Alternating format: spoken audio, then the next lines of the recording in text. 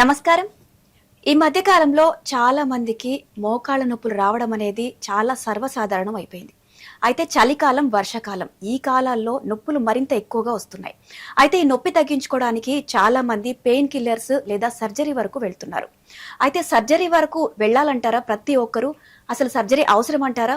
So ఈ వివరాలన్నీ కూడా మనకు తెలియజేయడానికి Gaman hospital MD doctor Nandakishore గారు ఉన్నారు. డాక్టర్ గారిని అడిగి తెలుసుకుందాం. నమస్కారం డాక్టర్ గారు. నమస్కారం అండి. డాక్టర్ గారు, నేను చెప్పింది విన్నారు కదా ఇప్పుడు. సో మోకాళ్ళ నొప్పి అనేది చాలా మందికి వస్తుంది, వయసుతో తేడా లేకుండా. సో ప్రతి ఒక్కరూ సర్జరీకి వెళ్ళాలంటారా? చాలా మంచి ప్రశ్న అండి. మోకాళ్ళ నొప్పులు సర్జరీకి వెళ్ళాలా లేదా అనేది $1 మిలియన్ క్వశ్చన్ ఫర్ ఎవ్రీబడి. దీన్ని ప్రధానంగా 3 అంశాల మీద సైంటిఫిక్గా నిర్ధారణ చేయగలుగుతారు. మొట్టమొదటిది ఏంటంటే, కనీసం ఒక 500 అడుగులైనా ప్రతిరోజు మోకాళ్ళ నొప్పులతోటి బాధపడుతున్న వ్యక్తి వేయగలుగుతున్నారా లేదా. వరల్డ్ హెల్త్ ఆర్గనైజేషన్ అసెస్మెంట్ ప్రకారం ఒక సాధారణ భారతీయ గృహిణి 12 నుంచి 20 కిలోమీటర్ల దూరం ప్రతిరోజు వారి దినచర్య కోసం నడుస్తూ ఉంటారు అనేది ఒక అంచనా. 12 కిలోమీటర్ల దూరం నడవగలిగిన వాళ్ళు 500 అడుగులు కూడా వేయలేని పరిస్థితికి వస్తుంటే వాళ్ళు చాలా తీవ్రంగా బాధపడుతున్నారు అనేది ఇంకా వేరే ఆలోచన లేకుండా మనం నిర్ధారణ చేయగలిగిన అంశం. అయితే దీంతో పాటు విశ్రాంతిలో ఉన్నా కూడా మోకాళ్ళ నొప్పులు బాధిస్తున్నాయా, అంతేకాకుండా తీవ్రమైన మోకాళ్ళ నొప్పుల వల్ల వీరు నిద్రలోంచి కూడా లేచి నిద్ర పాడయ్యే పరిస్థితిలో ఉన్నారా అనేది ఈ 3 ప్రధాన అంశాలు నొప్పి తీవ్రతని, వారి నడకని ప్రధానంగా ఆధారంగా చేసుకొని చేయటం. రెండవది, ప్రాథమికమైన వైద్యం అందించిన తర్వాత మోకాళ్ళ నొప్పులకి పెయిన్ ఆయింట్మెంట్స్ కానివ్వండి, నొప్పి మాత్రలు కానివ్వండి, కొన్ని సందర్భాల్లో ప్రత్యేకమైన ఇంటర్వెన్షనల్ పెయిన్ కానివ్వండి, నీ బ్రేస్ కానివ్వండి, ఫిజియోథెరపీ కానివ్వండి, షుగర్ కంట్రోల్ చేయటం, వైటమిన్ డి, ఇలాగా అనేక కారణాలు మోకాళ్ళ నొప్పులకి కారణమవుతూ ఉంటాయి. అవన్నీ మనకి అవగాహనలో ఉన్నవి.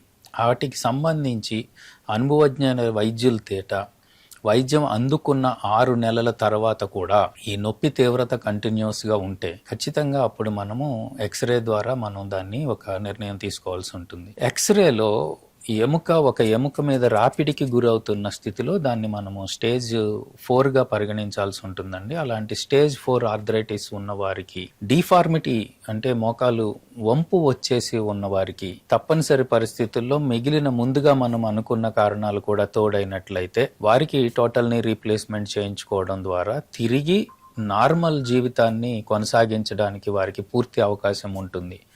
ఇలాంటి సందర్భాలు కాని వారికి ఒక 6 నెలలో, సంవత్సరం పాటు సాధారణ చికిత్సలో కూడా ప్రయోజనం కలగకపోతేనో, అసలు అడుగు వేయలేని పరిస్థితుల్లోనూ మాత్రమే నీ రీప్లేస్మెంట్ని మనం గమనించాలి తప్ప మిగిలిన వరకు 195 మందికి నీ రీప్లేస్మెంట్ లేకుండానే ఎర్లీ స్టేజ్లో గనక మనం ఐడెంటిఫై చేసుకున్నట్లయితే పూర్తి జీవితకాలం వారు యాక్టివ్గా ఉండేదానికి ఇప్పుడున్న వైద్య విధానాలు, ఎక్సర్సైజు, న్యూట్రిషన్, లైఫ్ స్టైల్ లాంటివి ఖచ్చితంగా తోడ్పడతాయి. అలాగే డాక్టర్ గారు, చాలా చిన్న వయసులోనే మోకాళ్ళ నొప్పులు ఈ మధ్య కాలంలో చాలా మందికి వస్తున్నాయి. కారణాలు ఏంటంటారు? ఇది రోజు మా ప్రాక్టీస్లో కూడా రోజు గమనిస్తూ ఉన్నామండి. ఇదివరకు మోకాళ్ళ నొప్పులు అంటే క్లాసికల్ డీజనరేటివ్ ఆర్థరైటిస్ అనే అంశాన్ని కనుక మనం చెప్పినట్లయితే అది ప్రధానంగా ఒక 60 ఏళ్ళు పైబడిన వారికి మాత్రమే ఉంటాయి అనేది సాధారణంగా లోకంలో మనం గమనించే విషయం. కానీ ఈ మధ్య మా ప్రాక్టీస్లో 45 సంవత్సరాల వయసులో వారే తీవ్రమైన మోకాళ్ళ నొప్పులతోటి ప్రత్యేకంగా ఉమెన్ ఎస్పెషల్లీ దీని బారిన పడడం జరుగుతుందండి. సైంటిఫిక్ అనాలిసిస్ ఆధారంగా ఒకటి, డయాబెటీస్ రేట్ బాగా పెరిగిపోవటం, వ్యాయామాల్లో సమస్యల వల్ల థైరాయిడ్ లాంటి సమస్యలు బాగా విపరీతంగా పెరిగిపోవడము, విపరీతమైన ఒత్తిడి, మనిషికి కావలసిన వ్యాయామము, నిద్ర, ఆహారం అయిన ప్రధానమైన 3 అంశాలు కూడా ఈ జన్జీ వాతావరణంలో అకాడమిక్స్ చిన్న వయసు నుంచే వారికి చదువు మీద ఒత్తిడి ఉంటుంది.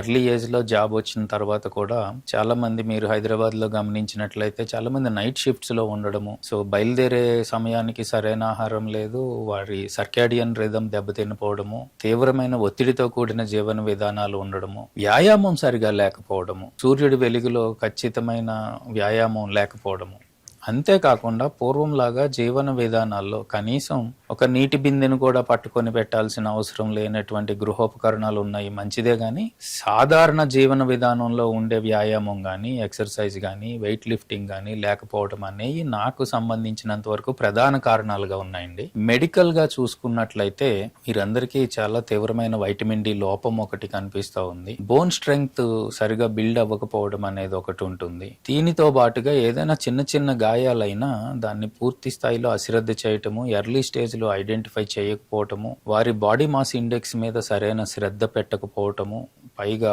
ఈ మధ్య వచ్చిన ఆహారాల్లో కూడా అన్ని genetically modified vegetables, fruits, rice ఇలాంటివి రావటం ద్వారా వారికి కావలసిన మంచి సమతుల ఆహారం వారు తీసుకున్నామని భావించినప్పటికీ అది శరీరానికి సరిగా అందని స్థితిలో ఇలాగ అనేక కారణాల వల్ల ఈ వెరీ ఎర్లీ ఏజ్ లో కూడా మేము ఆర్థరైటిస్ ని గమనించడం జరుగుతుంది. కానీ గుడ్ న్యూస్ ఏంటంటే వీరందరూ ప్రాపర్ ఇన్వెస్టిగేషన్స్ చేయించుకోవడం ద్వారా, అనుభవజ్ఞులైన వైద్యుల సలహా తీసుకోవడం ద్వారా చిన్న చిన్న మార్పుల్ని వారి ఆహారంలో కానీ, జీవన విధానంలో కానీ, వ్యాయామంలో కానీ చేసుకోవడం ద్వారా వీటి నుంచి పూర్తిగా బయటపడి యాక్టివ్ లైఫ్ స్టైల్ని అందుకోవడానికి సంపూర్ణమైన అవకాశం ఉంది.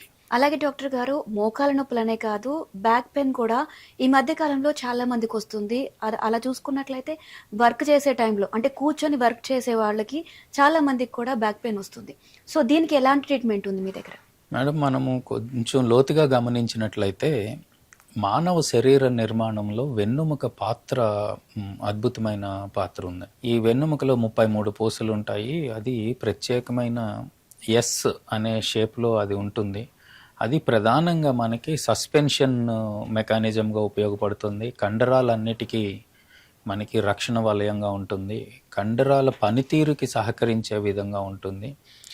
ప్రత్యేకంగా నిటారుగా 2 కాళ్ళ మీద నిలబడే విధంగా మానవ శరీర నిర్మాణం జరిగినప్పుడు నడక కోసం మాత్రమే మనకి అద్భుతమైన మానవ శరీర నిర్మాణం మనకి మిగిలిన మ్యామల్స్ తోటి డెవలప్డ్ దీంతో మనం గమనించినట్లయితే మానవ శరీర నిర్మాణంలో ఈ అద్భుతం ఉంది. అయితే మోడర్న్ జెన్జీ జనరేషన్లో లైఫ్ స్టైల్లో రోజువారీ నడక పూర్తిగా తగ్గిపోయిందండి. Thanks to Rapido and other transport systems available. గుమ్మం దగ్గర నుంచే మనకి వెహికల్ తీసుకోవటం, మళ్ళీ ఆఫీసు గుమ్మం దగ్గర దిగగలగటం, అంటే ఈ కాల వ్యవధి ఉండడం లేదు, వారికి ప్రత్యేకమైన పరిస్థితులు కూడా అనుకూలంగా ఉండడం లేదు. మళ్ళీ పొల్యూషన్ లాంటి కారణాలు కావచ్చు. బయట నడకకి అనుకూలమైన వాతావరణం ఇప్పుడున్న పరిస్థితుల్లో మనకున్న ఏ నగరంలోనూ లేదని మాత్రమే చెప్పగలగాలి. నడక తగ్గిపోతుంది. నడక తగ్గిపోవటం వల్ల ప్రధానమైన సమస్య అబ్డామినల్ మజిల్ వాళ్ళు బాగా వీక్ అయిపోతుంది. దీని తాలూకు ఒత్తిడి స్పైన్ మీద, పెల్విస్ మీద, సాక్రోఇలియాక్ జాయింట్స్ మీద పడుతూ ఉంది. ఇది కంటిన్యూస్గా దశాబ్దాల తరబడి కొనసాగుతూ ఉంటే అక్కడ ఉన్న డిస్క్లో లోపాలు రావటం కానీ, ఆహారంలో లోపాల వల్ల vitamin D, B12, magnesium, calcium, zinc లాంటివి తగ్గిపోవడం కానీ, మైక్రోన్యూట్రియంట్ డెఫిషియన్సీ చాలా తీవ్రంగా చూడడం. మరొక ప్రధానమైన సమస్య లైఫ్ స్టైల్ డిసీజెస్ అండి. డయాబెటీస్, హైపర్ టెన్షన్, థైరాయిడ్ వంటివి కూడా చాలా ఎర్లీగా జాయిన్ అవ్వడము. అంతేకాకుండా తీవ్రమైన మానసిక ఒత్తిడికి కూడా వీళ్ళు గురి కావటము. ఇలాంటి కార్యక్రమాల వల్ల ఏమవుతుందంటే బోన్స్ అన్ని మెత్తగా అయ్యే పరిస్థితులు ఉన్నాయండి. బోన్ డెన్సిటీ తగ్గిపోతుంది, మజిల్ టోన్ తగ్గిపోతుంది, పోస్చర్ మారిపోతుంది. అన్నిటికన్నా ప్రధాన సమస్య ఏంటంటే 8 నుంచి 16 గంటల పాటు ఒకటే ప్లేస్లో కూర్చొని అబ్నార్మల్ బయోమెకానికల్ వర్క్ చేసుకోవాల్సిన పరిస్థితి కూడా ఇప్పుడున్న జనరేషన్ మీద తీవ్రంగా ఉండడం చేత హైడ్రోస్టాటిక్ ప్రెషర్, ఇంటర్వెర్టిబ్రల్ డిస్క్ల మీద కంటిన్యూస్గా ప్రెషర్ పడుతూ ఉంది. ఇవన్నీ డిస్క్ డ్యామేజ్కి కారణమవుతున్నాయి. అక్కడి నుంచి నెర్వ్ రూట్స్ మీద ఇబ్బంది ఉంటుంది, నెర్వ్స్ మీద ఇబ్బంది ఉంటుంది,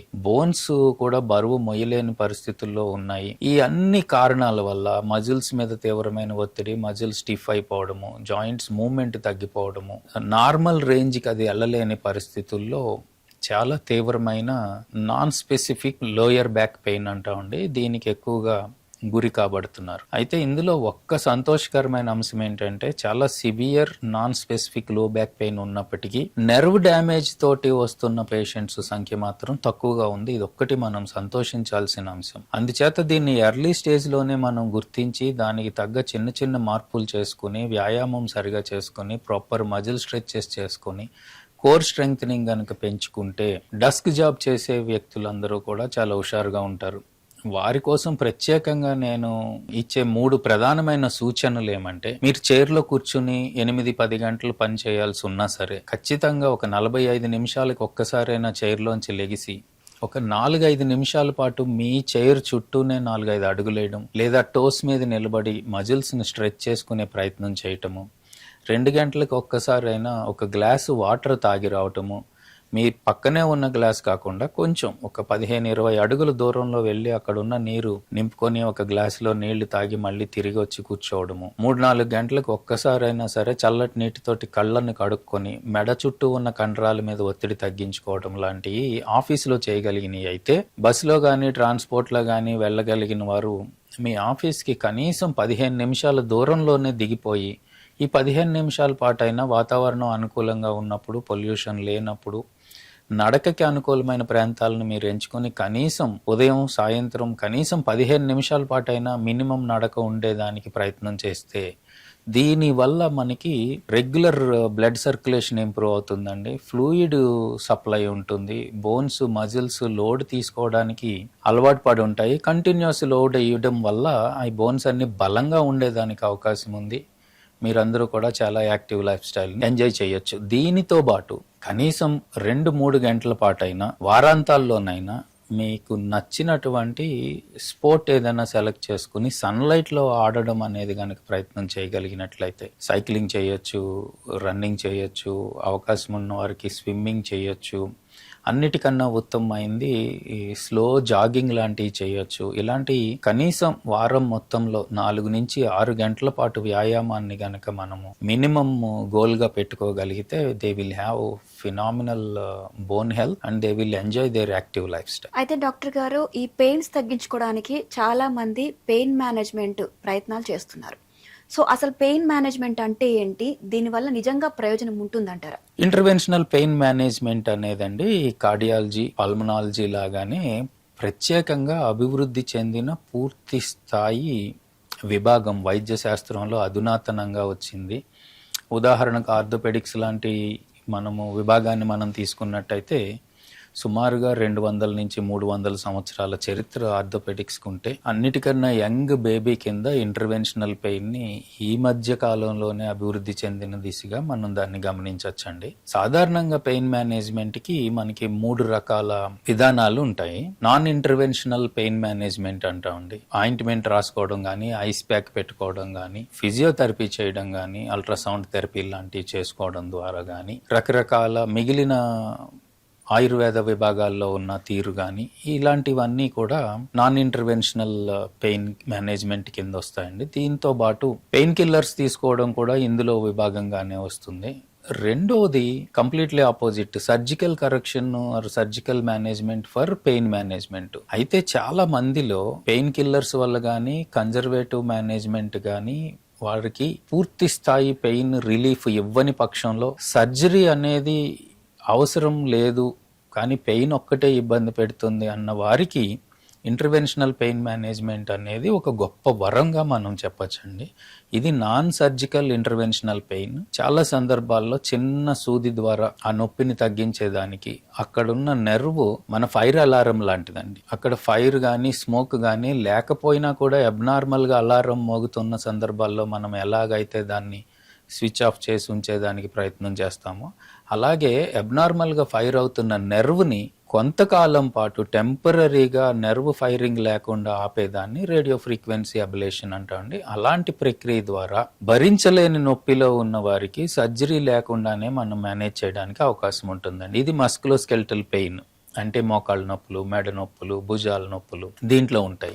దీర్ఘకాలికంగా న్యూరోపతిక్ పెయిన్ కూడా చాలా మందిలో ఉంటుందండి. హెర్పెస్ కావచ్చు, ట్రైజమైనల్ న్యూరాలజియాల్ కావచ్చు, స్కయాటికా లాంటి. అంటే వీరిలో నెర్వ్ రూట్ వద్ద కానీ, ట్రంక్ కానీ నెర్వ్ ఇరిటేట్ అవ్వడం ద్వారా కానీ, నెర్వ్ డ్యామేజ్ అవ్వడం కానీ, వీరి సందర్భంలో కూడా మనకి ఇంటర్వెన్షనల్ పెయిన్ చాలా అద్భుతంగా మనకి దోహదపడుతుంది. మరొకటి ఇంటర్వెన్షనల్ పెయిన్ వరకు మనం ప్రత్యేకంగా మాట్లాడుతూ ఉంటే క్యాన్సర్ పెయిన్స్ లాంటివి అండి. క్యాన్సర్ ఎదుర్కొంటున్న పేషెంట్స్లో క్యాన్సర్ కానీ, ఆ మాట వరకు వస్తే మరణం కానీ వారిని బాధించదండి.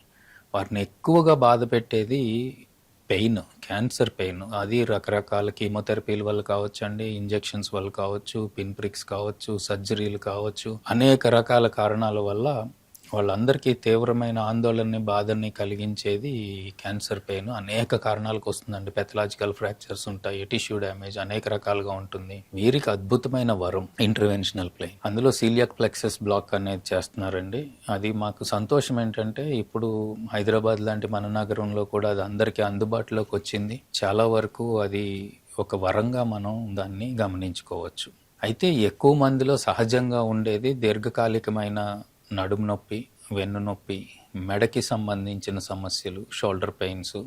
అలాగే మరింత ఎక్కువ మందిలో ఉండేది లాంగ్ టర్మ్ నీ పెయిన్. ఇందాక మనం చెప్పుకున్నట్టుగా డిఫార్మిటీ లేని క్రమంలో పూర్తి స్థాయి డ్యామేజ్ అయిపోయింది, స్టేజ్ 4కి వెళ్ళిపోయింది అన్నని క్రమంలో వారి యాక్టివ్ లైఫ్ స్టైల్లోనే ఇబ్బందులు వస్తున్నాయి. 500 నుంచి 1000 అడుగులు వేయగలుగుతున్నారు, కానీ తీవ్రంగా బాధపడుతున్న వాళ్ళందరూ కూడా ఇంటర్వెన్షనల్ నీ పెయిన్ చేసుకోవడం ద్వారా ఈ నొప్పి నుంచి ఉపశమనం పొందడమే కాకుండా నడక పెరగడం ద్వారా వీరి ఆరోగ్యాన్ని కూడా మళ్ళీ మంచిగా చేసుకోవడానికి ఆర్ఎఫ్ ట్రీట్మెంట్ అనేది గొప్ప వరంగా ఉన్నదండి. అనేక వేల మంది దీనివల్ల ప్రయోజనాన్ని పొంది ఉన్నారు. అయితే డాక్టర్ గారు, మీరు ఇప్పుడు చెప్పారు కొంతమంది పెయిన్ ఉండడం వల్ల పెయిన్ కిల్లర్స్ వాడుతున్నారని చెప్పి.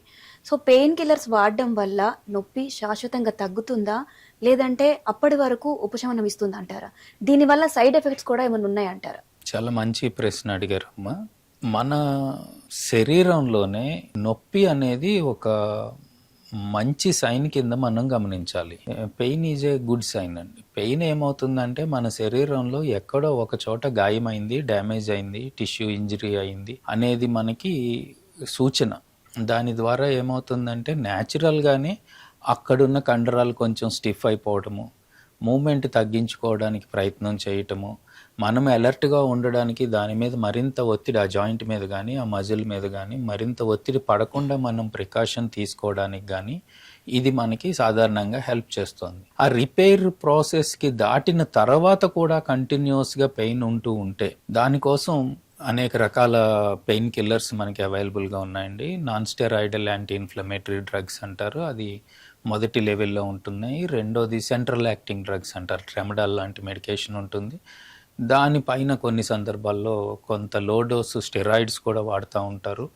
దానికి పై స్థాయిలో కూడా కొన్ని ప్రత్యేకమైన ఇంటర్వెన్షనల్ పెయిన్ లేదా పెయిన్ కిల్లర్స్ మనకి అందుబాటులో ఉన్నాయి. అయితే ఒక పరిమితమైన సమయం దాటిన తర్వాత ఖచ్చితంగా మనకి పెయిన్ కిల్లర్స్ తోటి కొన్ని వందల రకాల సైడ్ ఎఫెక్ట్స్ మనకి రావడం జరుగుతూ ఉంటుంది. ఈవెన్ సింపుల్ పారాసిటమాల్ వల్ల కూడా మనకి అనేక రకాలుగా మనకి ఇబ్బందులు వస్తాయి. అయితే ఒకరోజో వారం రోజులో పారాసిటమాల్ తీసుకోవడం వల్ల సాధారణంగా ఎవరికి ఇబ్బంది రాదు. గ్రామీణ వాతావరణంలో ఇదివరకు మనం గమనించినట్లయితే రోజువారీ శారీరక శ్రమ చేసిన చాలా మంది సాయంత్రం ఇంటికి వెళ్తూ ఒక 2 నొప్పి మాత్రలను తీసుకోవడం, వెళ్ళడం, ఇలాగ నెలలు సంవత్సరాల తరబడి వారిన వ్యక్తుల్లో కూడా మనం చూసినట్లయితే చాలా తీవ్రమైన కిడ్నీ ఫెయిల్యూర్స్ కారణమైందండి, లివర్ ఫెయిల్యూర్స్కి కారణమైంది. ఈ కాకుండా స్కిన్ ర్యాష్లు వస్తాయి, గ్యాస్ట్రో ఇంటెస్టైనల్ ప్రాబ్లమ్స్, అల్సర్స్ వచ్చాయి. కొంతమందిలో క్యాన్సర్ కారణాలు కూడా ఇవి ఎస్టాబ్లిష్ అయి ఉన్నాయి. అందుచేత పెయిన్ కిల్లర్స్ డాక్టర్ గారు సూచించిన మోతాదులోనే, వారు చెప్పిన కాల పరిమితిలోనే వాడడం అనేది శ్రేయస్కరం. అది దాటి ఉన్నట్లయితే ఖచ్చితంగా వారికి అనేక రకాల కాంప్లికేషన్స్కి గురి కావడానికి ఆస్కారం ఉంటుంది. అయితే పెయిన్ కిల్లర్స్ వాడకూడదు అంటారు. డాక్టర్ గారు సూచించినప్పుడు తప్పని పరిస్థితుల్లో 1-2 వారాల పాటు పెయిన్ కిల్లర్స్ వాడడం అనేది ఖచ్చితంగా అవసరము, అది మంచిదండి. కానీ చాలా వరకు ఓవర్ ద కౌంటర్ మెడికేషన్ అంటాం, అక్కడ దాని మీద అవగాహన లేని వారికి ఎంత డోసు వాడుతున్నారు, ఎన్ని రోజులు వాడుతున్నారు, కొన్ని సందర్భంలో పేషెంట్ బరువు ఎంత ఉంది, అనేక రకాల అంశాలని పరిగణనలోకి తీసుకుని అనుభవజ్ఞ డాక్టర్లు ఆ ప్రిస్క్రిప్షన్ ఇస్తారు. ఆ ప్రిస్క్రిప్షన్ లేకుండా దాన్ని కంటిన్యూస్గా వాడడం వల్ల వాళ్ళు ఖచ్చితంగా సైడ్ ఎఫెక్ట్స్ని, కిడ్నీ డ్యామేజ్ని ఇన్వైట్ చేసిన వాళ్ళు అవుతారు. అయితే ఇలా వాడిన తర్వాత కూడా నొప్పి తగ్గలేదు, దానికి ఎలాగా ఏమి అనే దాంట్లో కొంచెం పెయిన్ స్పెషలిస్టులు కానీ దీనికి సంబంధించిన దాంట్లో అనుభవజ్ఞులైన స్పెషలిస్ట్ డాక్టర్స్ని కానీ సంప్రదించడం ద్వారా వారు ఖచ్చితంగా మేలైన పరిష్కారాల వైపు వెళ్ళగలుగుతారు. ఓకే డాక్టర్ గారు, కొంతమందికి మోకాళ్ళ నొప్పులు అనేవి ఎక్కువ వాకింగ్ చేయడం వల్ల కూడా వస్తూ ఉంటాయి. పెయిన్ ఉన్నా కూడా వాకింగ్ చేయడానికి వెళ్తూ ఉంటారు. అలాగే వాళ్ళకి అది అలవాటు, సైక్లింగ్ కూడా చేస్తూ ఉంటారు. సో అలాంటి వాళ్ళు ఇలాంటి నొప్పి పెట్టుకొని చేయొచ్చు అంటారా? చాలా డిబేటబుల్ క్వశ్చన్ అండి ఇది. కానీ మనం గమనించాల్సింది ఏంటంటే సంపూర్ణ ఆరోగ్యవంతులుగా ఉన్న వ్యక్తుల్లో ఎట్టి పరిస్థితుల్లోనూ నడక ఆపొద్దు, సైక్లింగ్ ఆపొద్దు అనేది నేను వ్యక్తిగతంగా ఇచ్చే సూచన. దీనికి మనము 2 అంశాలని మనం పరిగణనలోకి తీసుకోవచ్చు. మీరు ఒక అర్ధగంట సేపు నడిచిన తర్వాత మీకు కొద్దిపాటి నొప్పి అని అనిపిస్తే అది ఒక 1 అవర్ విశ్రాంతి తర్వాత తగ్గిపోయినట్లయితే దీన్ని గుడ్ పెయిన్ గా మీరు గమనించండి. అంటే మన ఎముకల్ని గట్టిదనం చేసే భాగంగా నో పెయిన్ నో గెయిన్ అనే సూత్రాన్ని ఇక్కడ మనం వర్తింపజేయవచ్చు. కానీ అది నడిచిన తర్వాత వచ్చిన నొప్పి కదలనివ్వకుండా చేసి దీర్ఘకాలం పాటు అంటే ఆ ఒక రోజంతా ఉన్న పరిస్థితుల్లో ఉన్నారు అని అంటే ఖచ్చితంగా టిష్యూ డ్యామేజ్ బాగా తీవ్రంగా పెరిగింది అనేది ఇక్కడ ఉండే అంశం కింద మనం అది టిష్యూ డ్యామేజ్ కనుక అలాంటి సందర్భంలో కొద్ది రోజుల పాటు విశ్రాంతి ఇవ్వటం మంచిది. అయితే పెద్దవారిలో ఆర్థరైటిస్ కన్ఫర్మ్ అయిన వారిలో నుంచోవద్దు, నడవద్దు, మెట్లెక్కద్దు, దిగద్దు, ర్యాంప్ మీద నడవద్దు అని చెబుతూ వారి యాక్టివ్ లైఫ్ స్టైల్ని కంప్లీట్గా నిరోధించే ప్రయత్నం చేసినప్పుడు ఉన్న కండరాల బలం కూడా వారు పోగొట్టుకునే ప్రమాదం ఉంటుంది. వారి కోసం నేను ఇచ్చే సలహా ఏంటంటే 6 minutes వాక్ రూల్ అండి. ఒక 6 నిమిషాల పాటు నడవండి. ఇలాగ ప్రతి గంటకి 6 నిమిషాల పాటు నడిస్తే 10 hours యాక్టివ్ డే అని మనం అనుకుంటే ఖచ్చితంగా 1 hour వాకింగ్ అవుతుందండి. అంటే 6 నిమిషాలు అనేది చాలా చిన్న కాల వ్యవధి కనుక దీనివల్ల ఎక్కువ కంటిన్యూస్ డ్యామేజ్ అనేది జరగదు. పైగా 1 hour రికవరీ టైం ఉంటుంది. ఇది కంటిన్యూస్గా చేయడం ద్వారా ఏమవుతుందంటే వారికి ఎముకల్లోనూ కండరాల్లోనూ ఉన్న బలాన్ని నిలబెట్టుకోగలుగుతారు.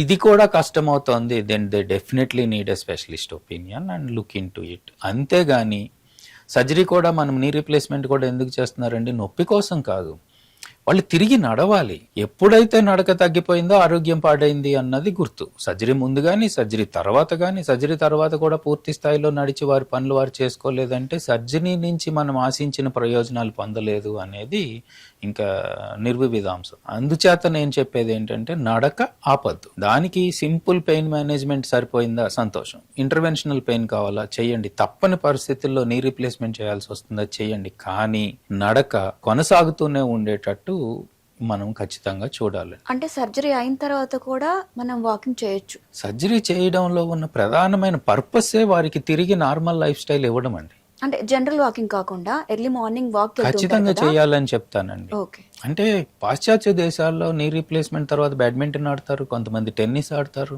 మనం అది కోరుకోవట్లేదండి. ఇక్కడ ఒక అపోహ ఉంది, ఇంకా నొప్పి తగ్గించడం కోసం చేసాము, బెడ్ నుంచి బాత్రూమ్ దాకా వెళ్తే అటాచ్ టాయిలెట్ అక్కడ దాకా చాలు అనేది ఉన్నదండి. దీనివల్ల నడక ఒకటే కాకుండా వారికి డైజెషన్ ఎబిలిటీ తగ్గిపోతుంది. నడక లేకపోతే మనకి జీర్ణ వ్యవస్థ తగ్గిపోతుందండి, ఊపిరితిత్తులు బలం తగ్గిపోతుంది, గుండె మీద బలం తగ్గిపోతుంది, వెన్నుపూసలో ఉన్న ఎముకల్లోని బలం తగ్గిపోతుందండి. నడక ఆగిపోతే అన్నీ ఆగిపోయినట్టు. పూర్వం పెద్దోళ్ళు అడుగుతారు కదండి, మీ ఇంట్లో ఉన్న పెద్ద ఆయన కులసాగా తిరుగుతున్నారా అంటే తిరుగుతా ఉన్నారంటే సంపూర్ణ ఆరోగ్యంతో ఉన్నారని. నడక తగ్గిపోయింది అంటే ఆరోగ్యం దెబ్బతింటుందని. ఆరోగ్యం దెబ్బతిని నడక తగ్గిపోయింది అని అంటే మంచాన్ని పడ్డారు అని అంటే దే ఆర్ ఇన్ ట్రబుల్ అనేది మనం గమనించుకోవాలి. అందుచేత ఏంటంటే ఈ అన్ని ప్రక్రియలు వారిని ఉత్సాహంగా ఉంచాలి, యాక్టివ్ గా ఉంచాలి, ఇండిపెండెంట్ గా ఉంచాలి, నడక కొనసాగుతూ ఉండేదానికి దోహదపడాలి తప్ప నడక ఆపేసి పెయిన్ మేనేజ్మెంట్ చేస్తాను అన్నది బహుశా నా ఉద్దేశంలో సరైన పద్ధతి కాదు. స్పోర్ట్స్ కూడా ఆడొచ్చు అంటారా? వారి ఏజ్ కి, ఫాల్ రిస్క్ కి,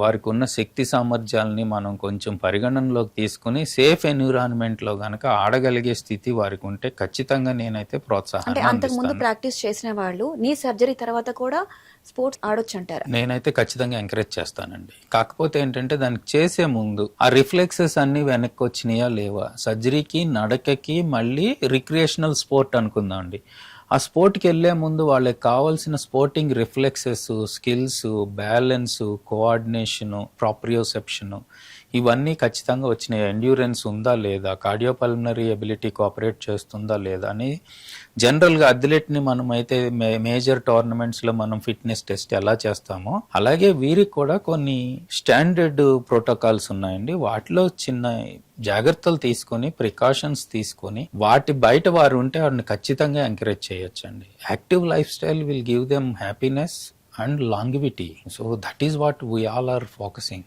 ఓకే డాక్టర్ గారు, మనం ఇప్పటి వరకు నీ పెయిన్, బ్యాక్ పెయిన్ రెండింటి గురించి మాట్లాడుకున్నాము. ఇప్పుడు నీ పెయిన్ ఎక్కువగా ఉన్న వాళ్ళు కేర్లెస్ చేస్తే బ్యాక్ పెయిన్ వచ్చే అవకాశాలు ఉన్నాయంటారు. మోకాళ్ళ నొప్పులు తీవ్రంగా ఉన్నప్పుడు సాధారణంగా ఏమవుతుందంటేనండి, పూర్తి స్థాయిలో మోకాళ్ళని చాపి బరువు తీసుకునే దానికి అవకాశం రాదు కనుక మీరు పెద్దవాళ్ళలో గమనించినట్లయితే మోకాళ్ళు కొంచెం మడుచుకొని ఉండగానే వంగి నడుస్తూ ఉంటారు. దీనివల్ల ఏమవుతుందంటే మోకాళ్ళ యొక్క నొప్పి చీలమండలకి, పాదాల వైపు, అలాగే హిప్ జాయింట్కి, పెల్విస్కి, స్పైన్ మీద కూడా బాగా పడేదానికి ఖచ్చితమైన ఆస్కారం ఉందండి. అలాగే చైర్లో కూర్చుని లేవాలి అనే ప్రయత్నంలో మోకాళ్ళ మీద కాకుండా వెన్ను మీద బరువేసి లేవడం జరుగుతూ ఉంటుంది. అబ్నార్మల్ బయోమెకానిక్స్ న్యాచురల్గా వారికి వచ్చేవి ఉన్నాయి కనుక మోకాళ్ళ నొప్పి దీర్ఘకాలంగా ఉన్నవాళ్ళు నడుము నొప్పికి కూడా ఇబ్బంది పడే అవకాశాలు ఖచ్చితంగా ఉన్నాయండి. దానికి తీవ్రమైన ఆస్కారం ఉంది. ఇప్పుడు మోకాళ్ళ నొప్పులకి, బ్యాక్ పెయిన్కి రెండింటికి కలిపి ట్రీట్మెంట్ ఉంటుందంటారా? ఇది ఎంత త్వరగా ఐడెంటిఫై చేయగలిగితే, వెరీ ఎర్లీ స్టేజ్లోనే ఐడెంటిఫై చేయగలిగితే, మోకాళ్ళ నొప్పులు ఒక్కటి మనం సరి చేసుకుని ఎక్సర్సైజెస్ చెప్పడం ద్వారా వెన్నుకి మళ్ళీ ఇంకోటి చేయాలి అనే కష్టాన్ని ఖచ్చితంగా నివారణ చేయొచ్చండి. బాగా లేట్ అయిపోయిన క్రమంలో వెన్నుముక కూడా డ్యామేజ్ అయిపోతాను, డిస్కులు డ్యామేజ్ అయిపోతాను, నెర్వ్ రూట్స్ ఇన్వాల్వ్ అయితేను, న్యూరలాజికల్ సైన్స్ అండి, అంటే లాస్ ఆఫ్ సెన్సేషన్ కానీ, బర్నింగ్ సెన్సేషన్ కానీ, పిన్ ప్రిక్స్ కానీ, నీడిల్ కానీ, చీమలు పాకుతున్నట్టు కానీ, మంటగా అనిపించడం కానీ, ఇలాంటి న్యూరలాజికల్ లక్షణాలు కూడా నొప్పితో పాటుగా వచ్చిన సందర్భంలో you have to treat it as a red flag. ఖచ్చితంగా దాన్ని ఎవాల్యుయేట్ చేయాలండి. మరొకటి ఏంటంటే ఇవన్నీ పెద్దవారిలో వస్తాయి కనుక, పెద్ద వయసులో వచ్చే స్పెషల్ కండిషన్స్ కూడా మనకు ఉంటాయి కనుక మనం వాటి వైపు కూడా దృష్టి సారించాల్సి ఉంటుంది. అవి కావు అని రూల్ అవుట్ చేసుకుంటే సింపుల్ ట్రీట్మెంట్స్ తోటి, చిన్న ఇంజెక్షన్ తోటి, ఇంటర్వెన్షనల్ పెయిన్ తోటి ఖచ్చితంగా మోకాల నొప్పిని, నడుము నొప్పిని నయం చేయగలుగుతాం. ఓకే డాక్టర్ గారు, అయితే మీ హాస్పిటల్కి, అంటే గమన్ హాస్పిటల్కి మీ దగ్గరికి ఇలాంటి కేసెస్ వచ్చినాయి ఉన్నాయంటారా? కొన్ని వేల కేసులండి. అంటే రెండిటి, మోకాల నొప్పి, నడుము నొప్పి. We're very very blessed to have a fantastic team. మాకు అద్భుతమైన physicians, orthopaedic surgeons, spine surgeons, highly trained interventional pain కన్సల్టెంట్లు, వీరితో పాటు చక్కటి ఫిజియోథెరపీ, న్యూట్రిషన్, సైకలాజికల్ సపోర్ట్ ఇవ్వగలిగిన టీం ఉందండి. This is a comprehensive team which will focus on every aspect of pain అండి. So we're blessed to help thousands of patients.